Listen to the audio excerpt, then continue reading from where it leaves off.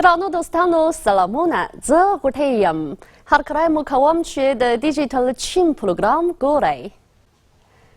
څو ورځې مخکې د چین د علمي خیالونو څیړنیز مرکز او د چین د نانفang علمي او تخنیکي پوهنتون د علم او د خلکو د خیالي قوت څیړنیز مرکز د 2023 کال لپاره د چین د علمي خیالونو د چارو راپور خپور کړی دی.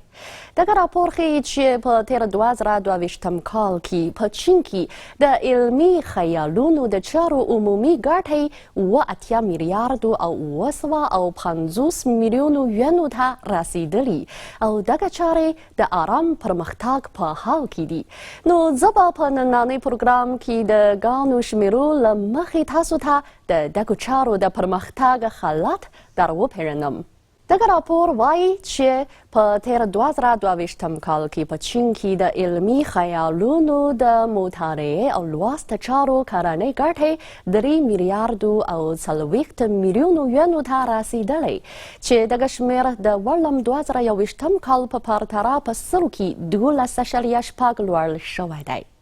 په یاد راپور کې د پاملرنې وړ ټکی دا دی چې په چین کې د ماشومانو لپاره د علمي خیالونو د کتابونو اندازه هم د لوړېدو په حال کې ده.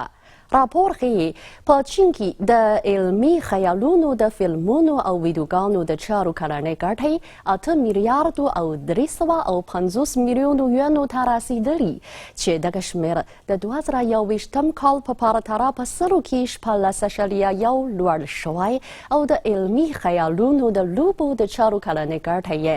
50 میلیارد او 500 میلیونو یونو ته رسیدلي چې په دې جمله کې د ګرځنده موبایل فون لپاره د علمي خیالونو د لوبو بازار او په بهرنیو بازارونو کې د چین د علمي خیالونو د لوبو بازار پراخ شوی دی.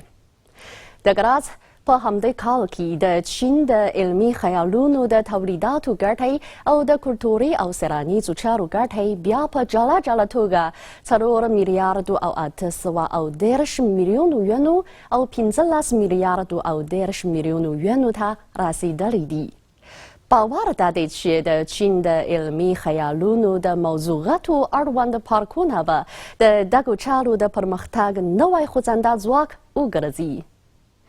له یادو شمیرو څخه څرګندیږي چې په چین کې په تیر 2022 کال کې د علمي خیالونو په اړه د مطالعې او لوست، فلمونو او ویډیوګانو، لوبو، تولیداتو، کلتور او څیړنې په شمول اړوندې چارې د آرام او برابر پرمختګ په حال کې وي